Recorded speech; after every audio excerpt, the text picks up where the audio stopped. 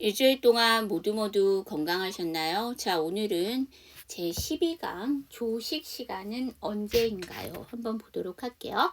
그림 속 표현입니다.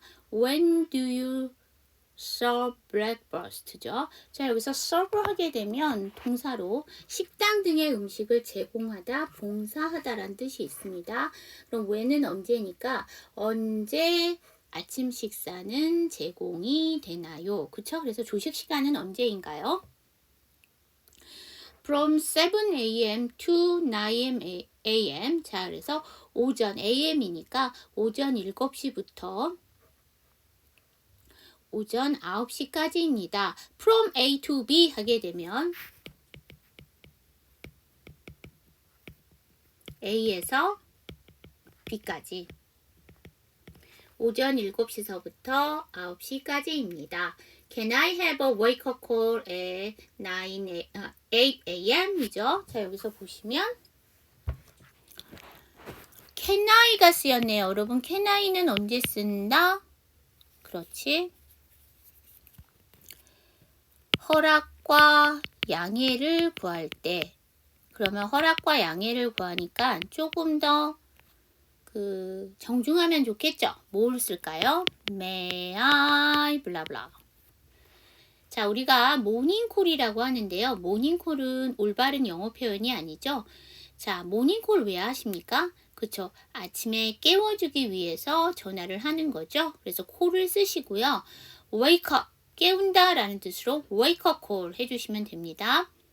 근데 8 a.m.이니까 아침 8시에 모닝콜 해 주시겠어요? 그러니까 제가 받을 수 있을까요? 여기서 해부는 그냥 받다라고 보시면 돼요. 근데 여기서 보시면 해 주시겠어요? 이거는 상대방 입장에다가 맞춰서 해석을 한 거죠.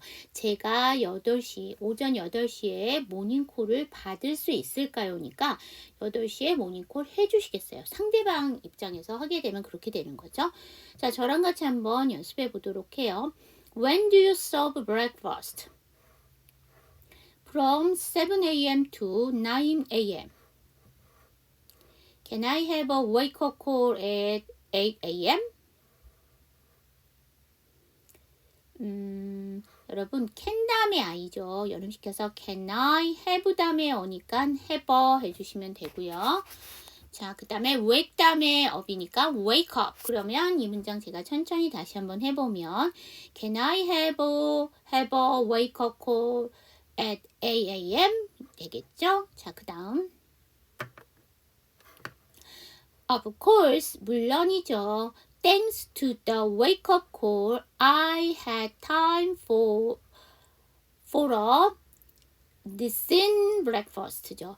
Thanks to 하게 되면 뭐뭇의 덕분에, 뭐뭇 때문에 라는 뜻이죠. 그러면 모닝콜 덕분에 I had니까 had는 여기서 have의 과거형이고요.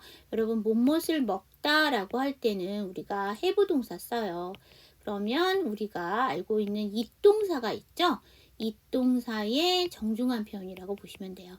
여러분 제가 길면 길수록 정중하다고 했죠. it은 세 철자고 have는 네 철자니까 have가 더 정중한 표현입니다. 자, 그러면 여기서는 먹다의 의미가 아니죠. 죄송해요.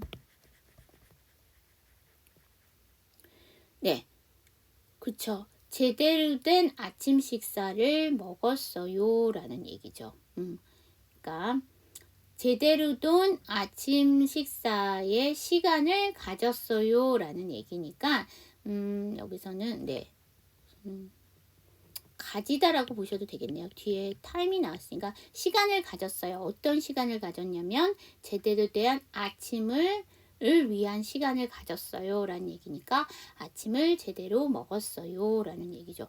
자, 그러면 time for라는 걸 보면 이 뒤에는 명사 나오잖아요. 그래서 명사를 위한 시간,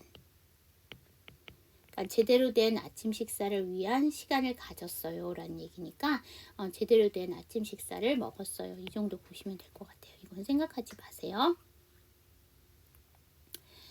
헷갈리시니까 그냥 여기서는 가졌다 니까 먹었겠죠. 아침 식사 시간을 가졌어요 니까 아침 식사를 제대로 먹었어요죠.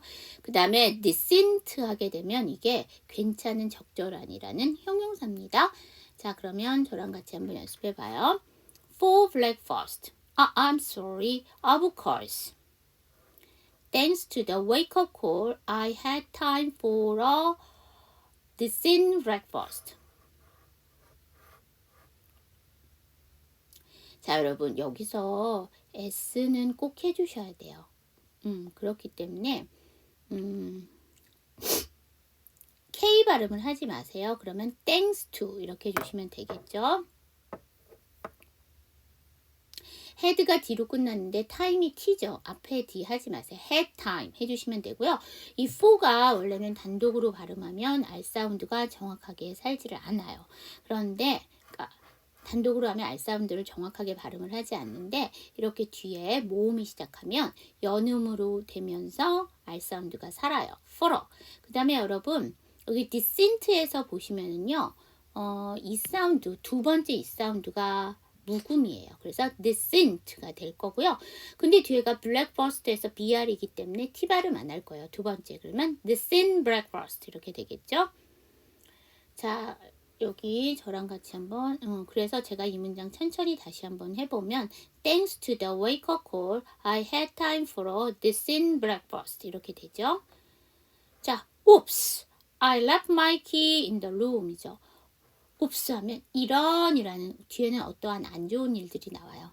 제가 방에다가 열쇠를 두고 나왔어요 라는 얘기죠. 여기 left는 리브의 과거형인데요.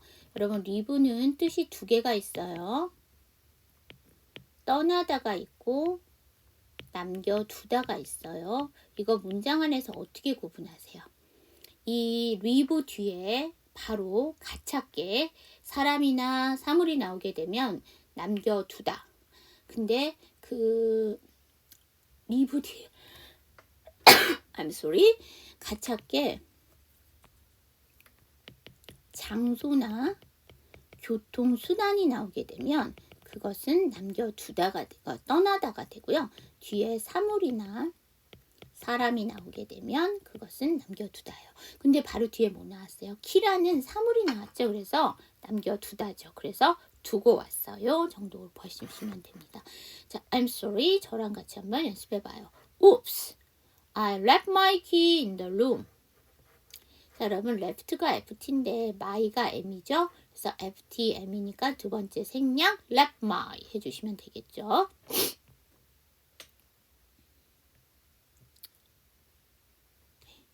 자, 그 다음 무조건 쓰게 되는 핵심 회화 표현 보도록 할게요. Do you have reservation? 자, 우리가 예약하다를 나타내는 거는 여러 가지가 있어요. 그 중에 그 reservation은 예약이라는 명사죠. 이걸 가지고 이제 예약하다를 만들려면 동사가 필요하죠. 그래서 have 동사를 쓴 거예요. 그래서 have a reservation 하게 되면 이게 바로 예약을 하다. 그래서 예약을 하셨나요? 라는 얘기가 되고요. I booked the room for Jan. 잔으로 잔의 이름으로 방을 예약했어요. 자, 여러분 여기 보시면 북이라는 아이가 나왔죠. 제가 레저베이션 해놨죠. 예약이라는 거. 북이요. 여러분들 알고 계시는 책이라는 뜻도 있는데 여러분 명사에는 ed가 못 붙어요. 뭐에만 ed가 붙는다고 했어요. 제가 동사죠. 그래서 북이 동사로 쓰이면 예약하다. 앞에서는 예약하다를 뭘 썼어요? 그쵸? have a reservation을 썼는데 이거 한 단어로 쓰면 book이라는 단어로 쓰실 수 있다는 얘기예요. book은 규칙 변화하기 때문에 ed 붙입니다. 그래서 잔이라는 이름으로 방을 예약했어요. 자, 저랑 같이 한번 연습해봐요. Do you have a reservation? I booked the room for Jan. 자, 여러분 여기 have 다음에 어죠? 연음시키면 have 해주시면 되고요. ed 발음 정확하게 안 해도 된다고 제가 말씀드렸는데 또 쓰여져 있는 건 다 아시겠다는 분 계시죠? 다행히도 뒤에가 이렇게 어가 나왔으니까 모음이 나왔으니까 넘겨주세요. book the room for Jan 이렇게 되겠죠? 이거 존이라고 우리가 보통 하시는데요. 여러분 여기 모음이 오밖에 없죠. 그래서 이럴 경우에는 오가 강세를 받죠. 그래서 아 발음 내요. 그래서 잔 이렇게 되겠죠. 자, 활용도 100% 현지 표현 파트 1입니다. I like to check in, please. 자, 여러분 여기 I 나왔는데 I's 뭐예요? I would의 줄임말. 그래서 봐야 될 게 뭐다? would like. would like은 뭐뭐하고 싶다. 자, 그럼 want의 정중한 표현. 그래서 저는 뭐 하고 싶습니다? 체크인하고 싶습니다. 여러분 숙소와 관련돼서 체크인은 뭐지? 그치?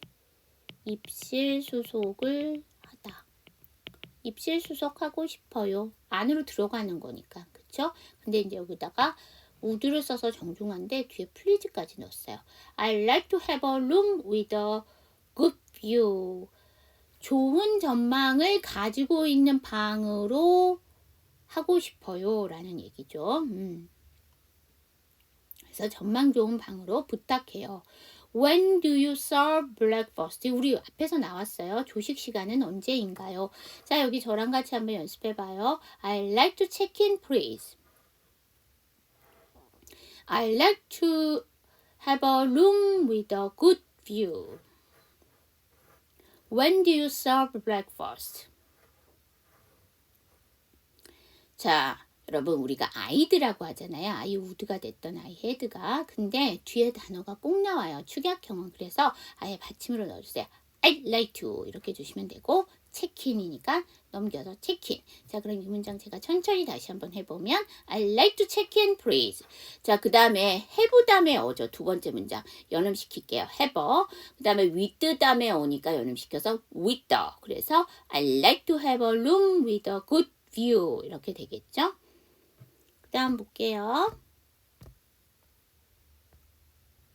I need room service. 저는 룸 서비스가 필요해요 라는 얘기니까 룸 서비스를 요청하고 싶어요. Could you send me a mail? 자, 여기 보시면 could가 나왔네요. could를요 여러분 한 단계 낮춰주면 뭐죠? can you죠. can you는 언제 써요? 부탁할 때.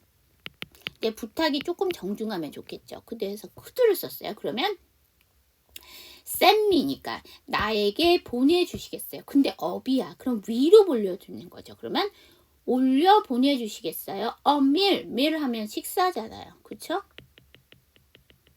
방으로 식사를 올려주시겠어요? 라는 뜻이죠. 자, 그 다음 Can I? 제가 허락과 양해예요. Have a wake-up call at 8 a.m. 이거 우리 앞에서 봤어요. 그쵸?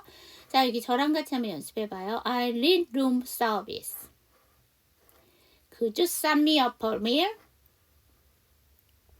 Can I have a wake-up call at 8 a.m.? could 다음에 you니까 연음시켜서 could you. send가 end인데 me니까 m이니까 ndm 두 번째 생략 send me. up 다음에 오니까 연음시켜서 upper. 그러면 이거 제가 천천히 다시 한번 해보면 could you send me up a mail? 이렇게 되겠죠?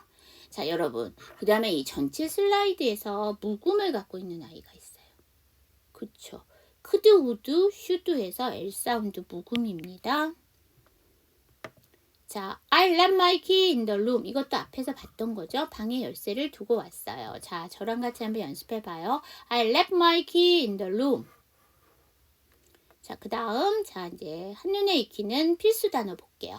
자, 호텔이고 staff 직원인데요. 우리 앞에서 일과에서 배웠었는데 크루라는 단어가 나왔었어요. 원래 크루는 선원, 즉 뱃사람을 얘기하는 건데요. 배에서 일하는 사람.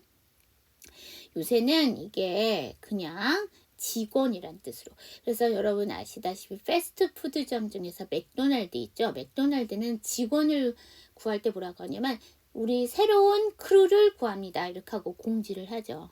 자, 그 다음에 북은 물론 명사로 쓰이면 책이란 뜻인데 여기서는 예약하다고요.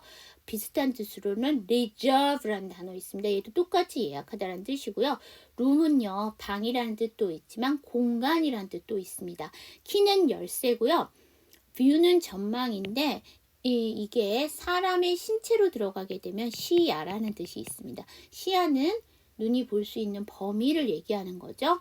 체크인. 체크인은 말 그대로 체크인이고 입실 수속. 이거는 이제 숙소와 관련됐을 땐 입실 수속이고 이거는 이제 교통 수동과 관련되어 있으면 탑승 수속이 되는 거죠. 자, 여기 저랑 같이 한번 연습해 봐요. 호텔, staff, book, room, key, view, 체크인. 자, 이렇게 보시면 되고 스태프가 맞아요. S 사운드 뒤에 무성음 T니까 staff 해주시면 되고요. 체크 다음에 in이니까 체크인 해주시면 되겠죠. 자, 체크아웃이에요. 체크아웃은 말 그대로 체크아웃이고 숙소에서 체크아웃이라는 건 밖으로 나온다니까 퇴실 수속이 되죠.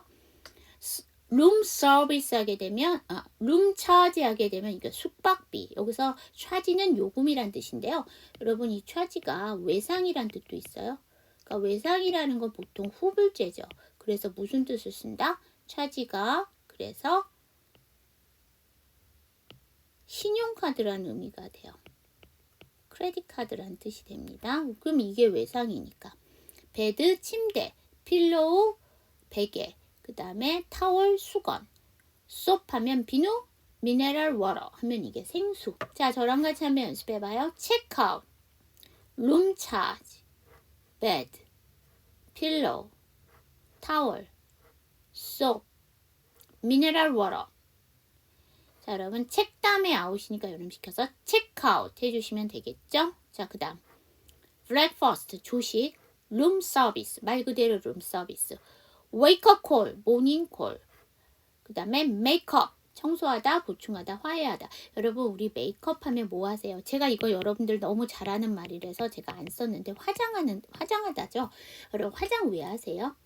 맨 얼굴을 더 예쁘게 하기 위해서 보충하시는 거잖아. 그래서 화장을 하게 되면 보충이 돼서 예뻐지잖아요.